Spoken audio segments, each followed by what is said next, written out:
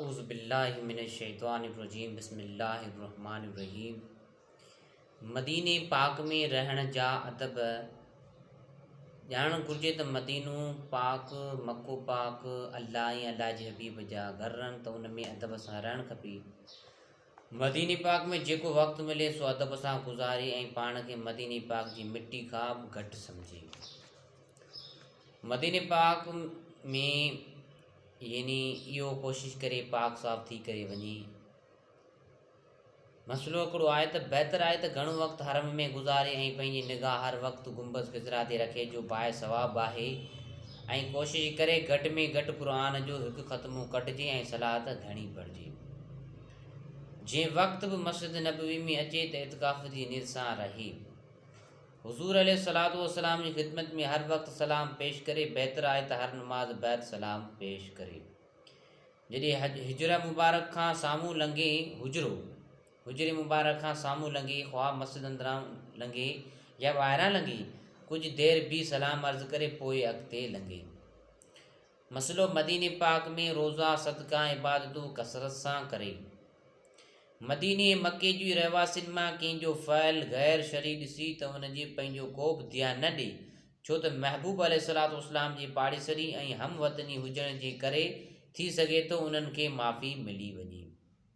हुज़ूर अलैहिस्सलातु वस्सलाम फरमायो आहे त जंहिं शख़्स मुंहिंजी मस्जिद में 40 नमाज़ूं पढ़ियूं त उनखे बाहि, मुनाफ़िक़ी ऐं अज़ाब खां छुटकारो मिलंदो। त जेके मदीने पाक में ऐं जेके मके पाक में जेके हाजी वञनि था उम्रो अदा करणु या पंहिंजो हज अदा करणु, त उन्हनि खे खपे मस्जिद जो ऐं अल्लाह जे घर जो अदब कनि। मस्जिद नबवी में काफ़ी अहिड़ा माण्हू आहिनि, हाजी सगूर आहिनि, जेके काबे जे साम्हूं मूं ॾिठा आहिनि वीडिया क्लिप में, त उहे पेर साम्हूं करे ऐं क़ुर शरीफ़ हंजनि में रखी पोइ पढ़ंदा आहिनि। इहो अदब जे ख़िलाफ़ु आहे।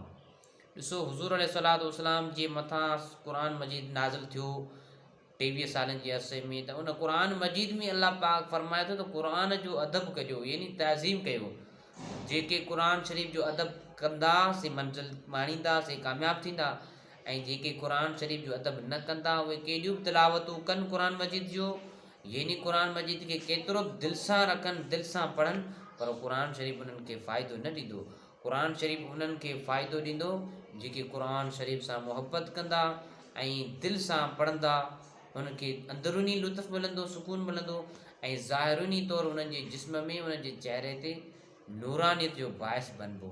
त अल्लाह पाक खां दुआ आहे इनशाअल्लाह असांखे मदीने मके पाक जो दीदार नसीब फरमाए। ऐं जेके हाजी सगोरा हज ते विया आहिनि, उमिरे ते विया आहिनि, उमिरे ते हीअं विया आहिनि जेके, उन्हनि सभिनी जी ख़िदमत में अर्ज़ु आहे त असांजे हक़ में बि दुआऊं घुरियो, दुआ करियो दिलि सां, त अल्लाह पाक असांखे मदीने जी मके पाक जी हाज़िरी नसीब करे। ऐं उन सां गॾु हुज़ूर अलैहिस्सलातु वस्सलाम जी पूरी उम्मत खे हरमैन शरीफ़ जो दीदार नसीब थिए। ऐं अल्लाह पाक खां दुआ आहे असांखे दीनी मसइला सम्झण जी तौफ़ीक़ अता फ़रमाए। मा अलैना इल्लल बलागुल।